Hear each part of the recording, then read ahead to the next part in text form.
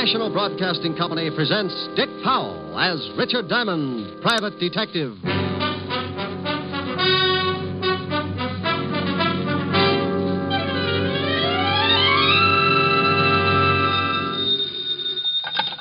Diamond Detective Agency, a corpse in every plot.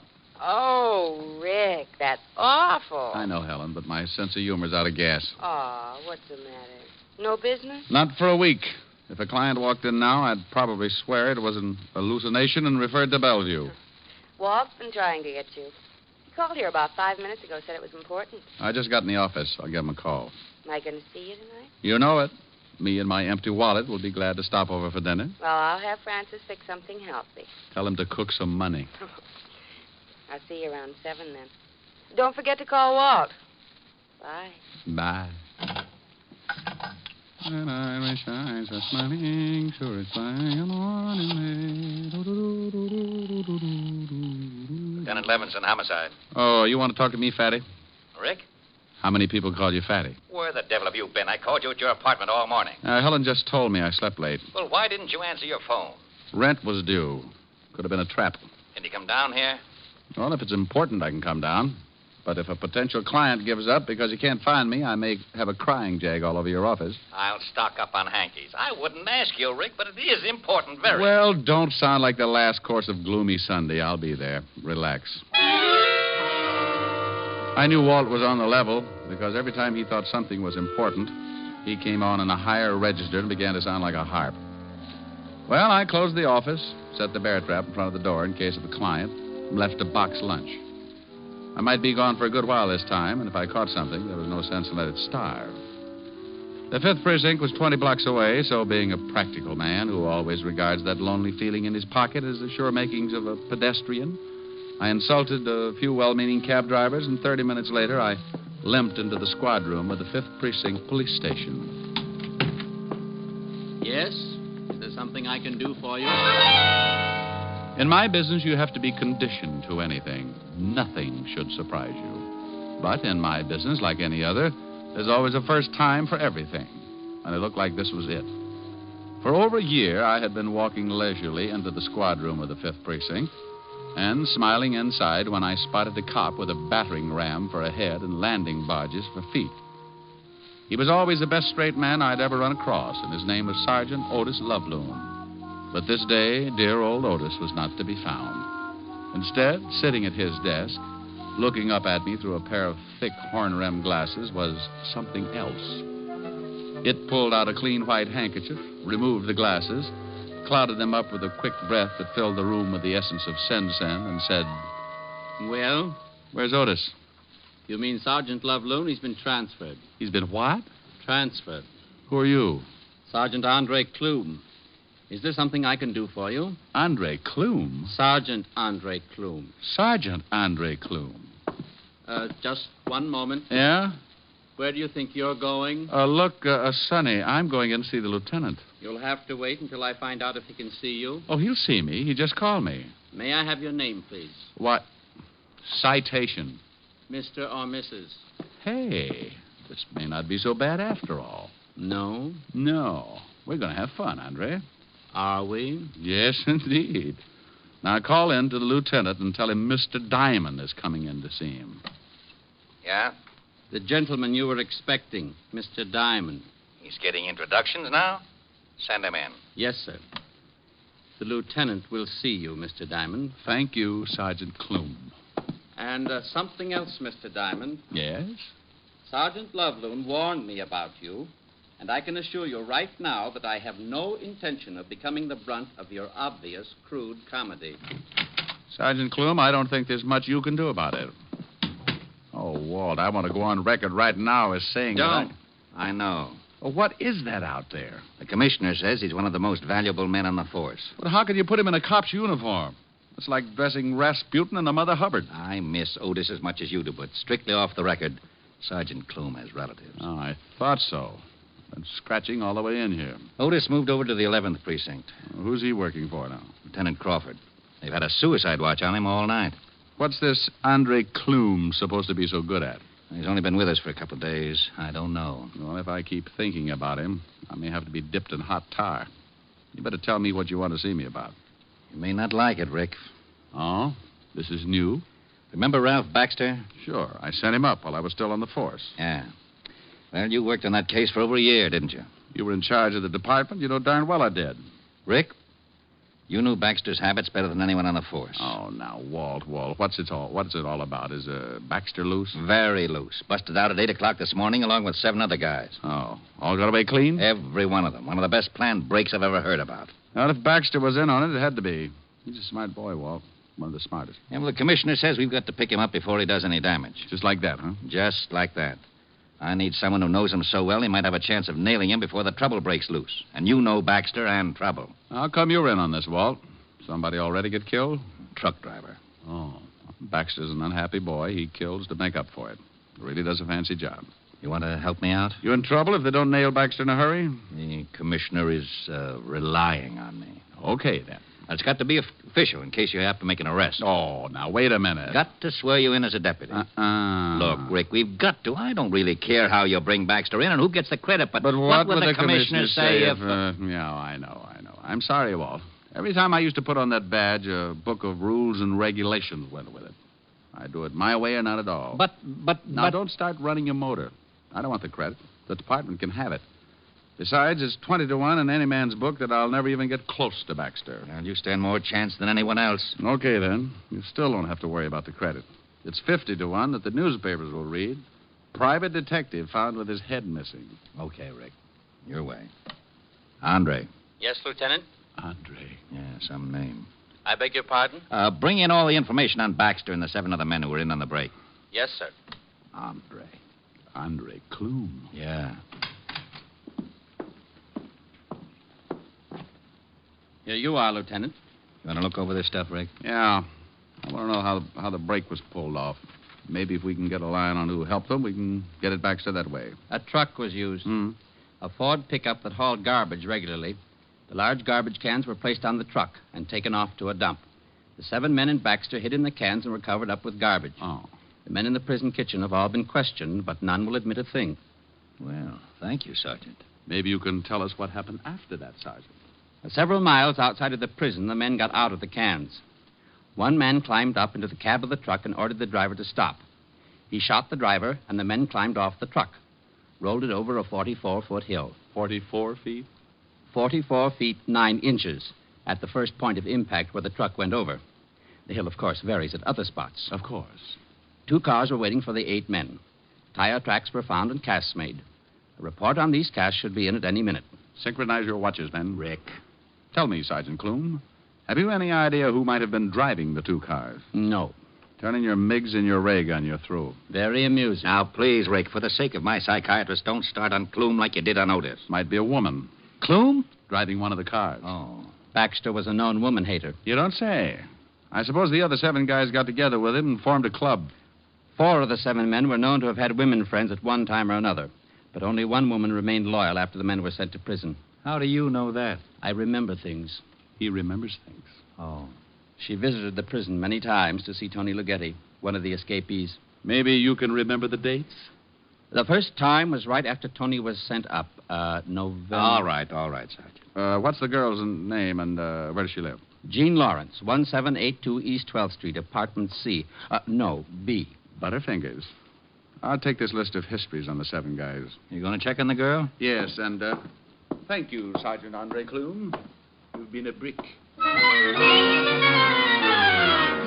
I left Clume polishing his glasses, Walt looking sick. Jean Lawrence did live at 1782 East 12th, apartment B.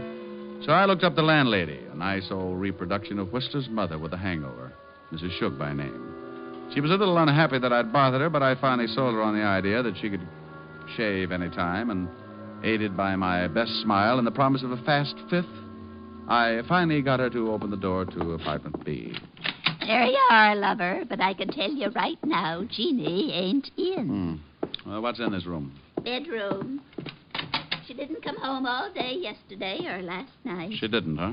You know, I shouldn't be showing you around like this, except that you look like a real nice fella. And you're thirsty. Oh, go on. You see anyone else hanging around, say, in the last week? Yeah. Come to think of it, about a week ago, some dark fella started coming over to see Jeannie. Used too much hair oil, greasy type. Think you'd recognize him? You bring me that present, lover boy, and I could recognize a clove of garlic in an onion warehouse. I'd make book on it. May I use the phone? Go right ahead, lover. Oh, by the by, 100 proof, huh? 100 proof. Homicide, Lieutenant Levinson. Walt, this is Rick. I'm up at the girl's apartment. Not here. But the landlady says she can identify some guy who's been hanging around here for the last week. So look up Hold it a minute, Rick.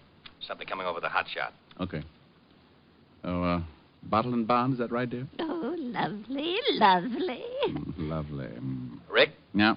Get that landlady in here, then meet me out at the end of River Street, Pier 14. Something up? Sus came up. Someone didn't want it to.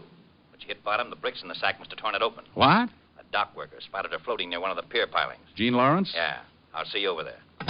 Something happened to little Jeannie. I could hear. Found her floating in the river. Oh. Well, if we're going down to the station, can we stop off and get that present? Yeah. Bottled in bond, you promised. I grabbed a cab and took Mother McCrae over to the 5th Precinct, making one stop on the way for the promised present. I turned her over to the desk sergeant and took off for Pier 14 at the end of River Street. When I got there, I spotted the homicide prowl car and Walt standing near the ambulance. On the wooden floor of the pier, covered with a sheet, was the dead body of Jean Lawrence. The coroner had just finished his examination. Well, give me a full report as soon as I get to the lab, Lieutenant. This is a rush, Coroner. It always is. Oh, hello, Rick. Hi, Charlie. Shot twice, then thrown in the drink. Yeah, nice. Anything else? Book of matches in her coat pocket. Probably don't mean a thing. Lieutenant, we just got a report from the precinct. Hello, Diamond. Oh, good afternoon, Clume. You're looking fine. Oh, you'll be kissing each other on the cheek in a minute. What about that report, Sergeant? The landlady Diamond brought in 22 minutes ago has just identified a picture in the morgue as a man who had been visiting Jean Lawrence for the past week. Anyone we know? William Nash, alias William Barnes, alias Bootleg Barnes. Yeah. 5'11", black hair, brown eyes, slight scar. Oh, hold it. What about his record? 9 arrests, 2 convictions, robbery and assault. In the cafe business now at... Red Dot Inn? Yes, sir. Matches you found on the girl, Walt? Yeah, Red Dot Inn. Let's take a run over there.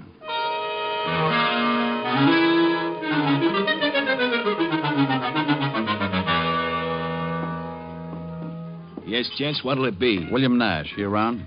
No. Police. He still ain't around. He got an office? Well, He got an office. Yeah. Where is it? Top of those stairs. Down the hall, last door.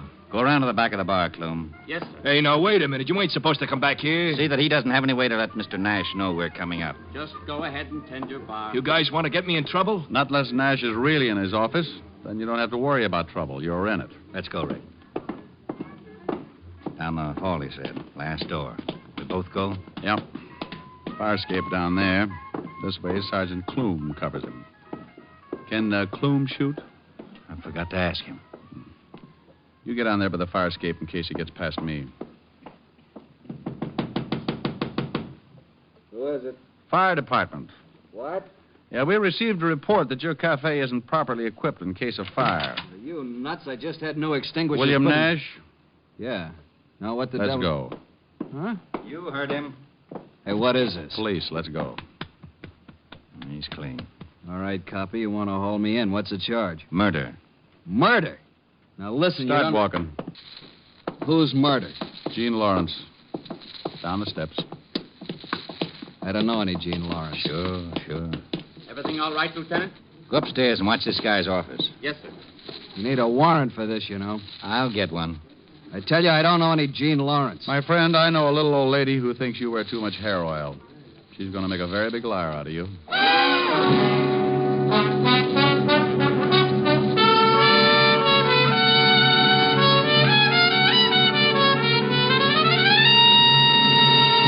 NBC is bringing you Richard Diamond, Private Detective, starring Dick Powell.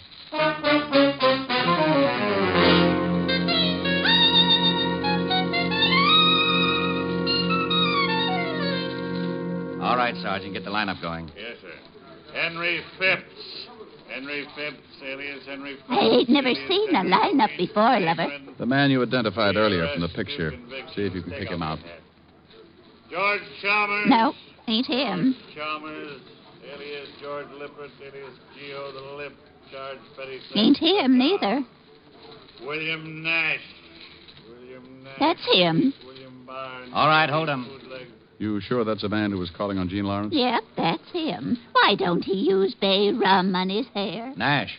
Yeah? Yes, Lieutenant. Yeah, Lieutenant. You know Miss Gene Lawrence?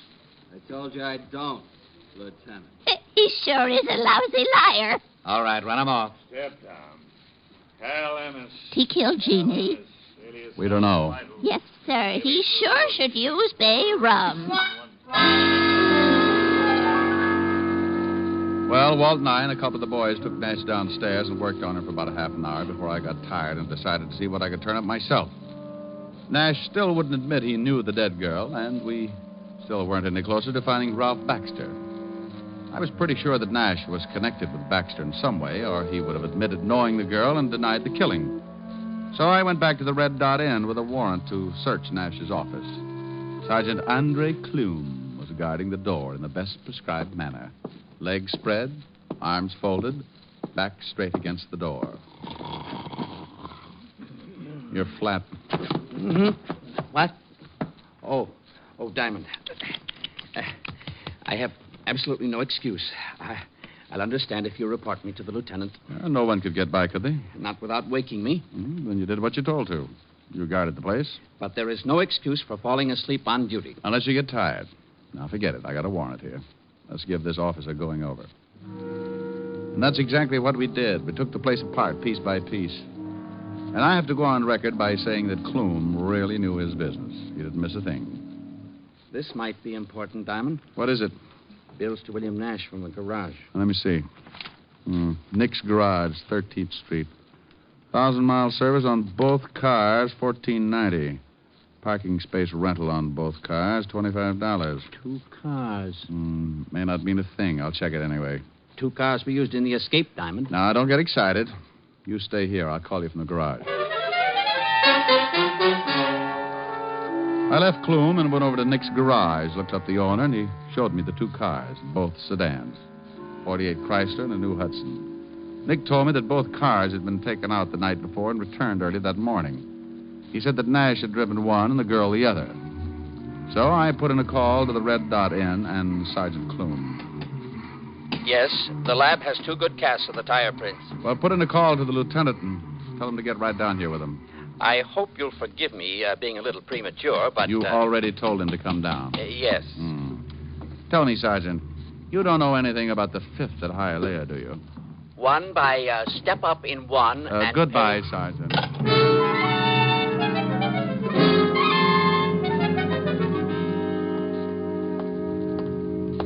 Hello, Rick. Well, this is Nick Miller, runs the garage. Hi, Lieutenant. How about the cars?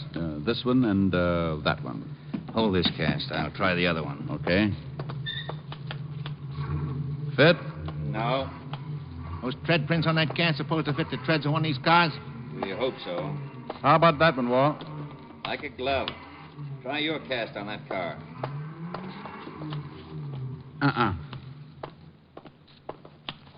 Fits this one, Walt. Rick, both of the cars were used in the getaway. What happens now? Go back to headquarters and tell Nash we got him dead to rights. We'll sweat him till he cracks. I got a better idea. Turn him loose. What? Nash knows that it's only a matter of time until we turn up his evidence anyway. And he knows something else. He knows Ralph Baxter. He knows if he spills anything, Baxter will kill him sure. But we'll promise him protection. Against Baxter? Baxter'd get him if it took 10 years. Not if we get Baxter first. Nash probably knows where he's hiding out. Walt, even if Nash knows where Baxter is, he'll be a long time telling you. In the meantime, Baxter can cause a lot of trouble. All right, so I let Nash go. So what? Get a hold of the newspapers. Tell them to run a story that you've picked up Nash for questioning in the prison break, but that you had to release him because of insufficient evidence. You think Baxter will go after him? Well, he'd at least send some of his boys. I think the girl was knocked off because she got out of line. You can bet that Baxter won't want Nash around for a witness. Okay. Gee, you're kind of making Mr. Nash a sitting duck, ain't you? Oh, I guess you'd say that, Mr. Miller. Now, why don't you come on down to the station with us and answer a few routine questions? Hey, I don't know nothing about this. That's what Mr. Nash said, but you can see what a liar he turned out to be. We went back to the precinct, and the garage owner was held for questioning. In the meantime, 2 men were sent to the home of William Nash, and the phone tapped. 2 other men took their places on a stakeout at the Red Dot Inn, another pair at the garage. The garage owner was cleared of any suspicion and told to go back to work, but warned not to say anything. About 4 in the afternoon, a call came over the hot shot at the 5th precinct. My name is Barton. I've just been robbed. Where are you calling from? I own the Rome jewelry store. 3 men came in and tied us all up. They stole over $100,000 in gems.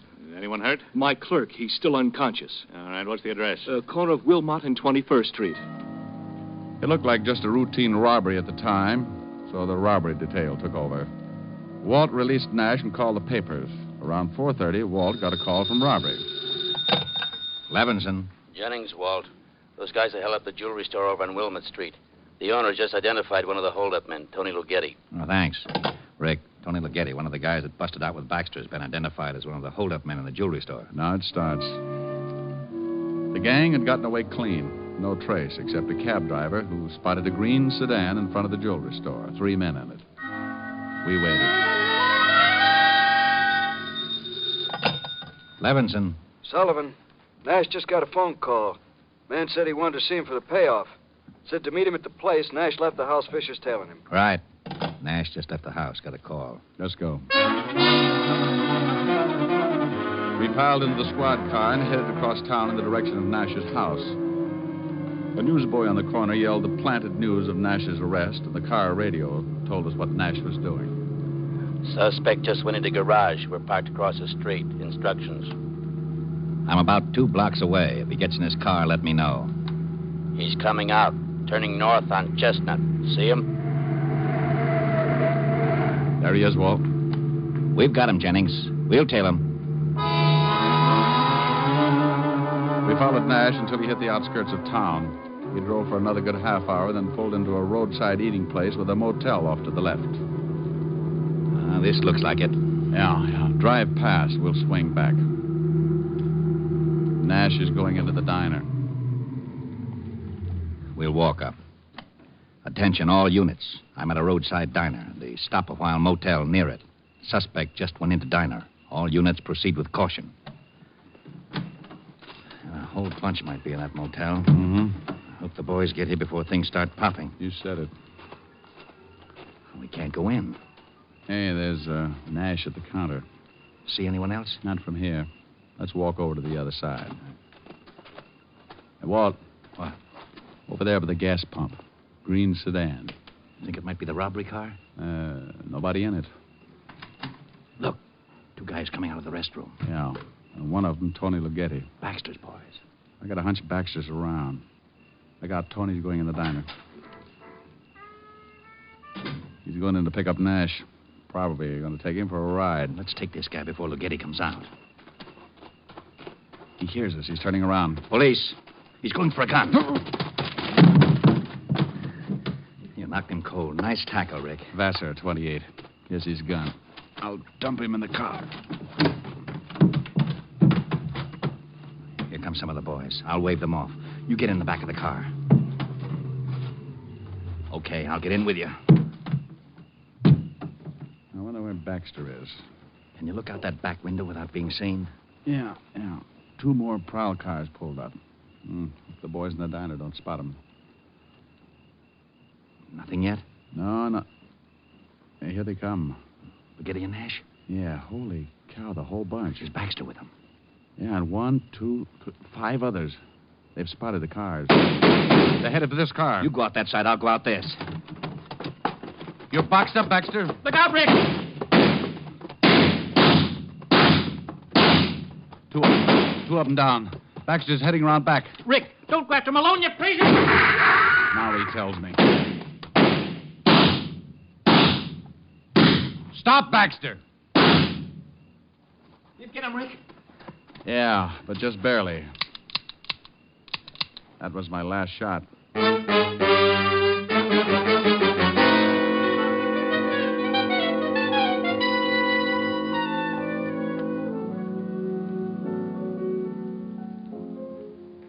How was the dinner? Oh, if I'd eaten any more, I'd need a new belt. You gonna tell me what you did all day and why you were so late? Went for a long walk in the park. Oh, that's what I love about you. Gone all day. Come in smelling like a shooting gallery until you tell me you went for a walk in the park. Oh, no. I get it. Yes? Oh, Rick, you going to give me a routine, or do you want to hear about Baxter? Oh, Harold Appleknocker's tired. Let's have it. Well, Giddy's dying in the hospital. 2 of the other boys died on the way. The guy you tackled is singing all over the place, and Baxter will have a quiet funeral tomorrow. The others we got locked up. Your boy's all right? One of them got it in the leg. Otherwise, okay. You were right about the girl. Baxter killed her because he was afraid she'd talk. Seems she had a beef and walked out. Baxter got worried. Nash was to get his tonight, just like you figured. Okay, Walt, thanks. I'll talk to you tomorrow. And thanks, Rick. Sure. Well, wanting to know if his boys were all right. Now, Rick, you've been doing something exciting, and I want to know about it. Honest, baby. The park's very dull in the afternoon. Want to go stir up some action in it now? Good mood. Rick, why do you lie to me? Oh. All right, come on. Oh, wait. We're forgetting something. I got to sing a song first. Oh, Rick, now that you brought it up, I want to go to the park. Well, this will only take a few seconds. You just pucker up and hold. Well, look who's here. I haven't seen you in many a year. If I knew you were coming, I'd have baked a cake, baked a cake. Baked a cake. If I knew you were coming, I'd have baked a cake. How'd you do? Had you dropped me a letter, I'd have hired a band, grandest band in the land. Had you dropped me a letter, I'd have hired a band and spread the welcome mat for you. Now I don't know where you came from, 'cause I don't know where you've been. But it really doesn't matter. Grab a chair and fill your platter and dig right in. If I knew you were coming, I'd have baked a cake, hired a band. Goodness sake, if I knew you were coming, I'd have baked a cake. How'd you do? Now I don't know where you came from, 'cause I don't know where you've been. But it really doesn't matter. Grab a chair and fill your platter and dig right in. If I knew you were coming, I'd have baked a cake, hired a band. Goodness sake, if I knew you were coming, I'd have baked a cake. How'd you do? Oh, how'd you do? Well, still puckered? Mm-hmm. Think you can hold it till we get to the park? Now, you see, if you're patient, I always make it up to you.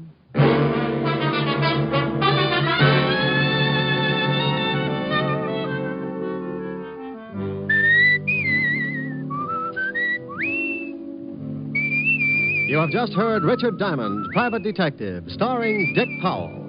Lieutenant Levinson was played by Ed Begley. Also in the cast were Virginia Del Valle and Wilms Herbert. Music was under the direction of Frank Worth. Tonight's show was written by Blake Edwards, and the entire production was under the direction of Jack Johnstone. Dick Powell currently may be seen in the motion picture version of the best-selling novel, Mrs. Mike. Richard Diamond's Private Detective will next be heard 2 weeks from tonight. Check your local newspaper for the time of broadcast. Listen next week at this hour for Dangerous Assignment, starring Brian Donlevy as Steve Mitchell, Soldier of Fortune. Remember, at this time next week, it's Dangerous Assignment on NBC. This is Eddie King, inviting you to be with us 2 weeks from tonight when we will again bring you Dick Powell as Richard Diamond, Private Detective. For all the family, try Father Knows Best tomorrow on NBC.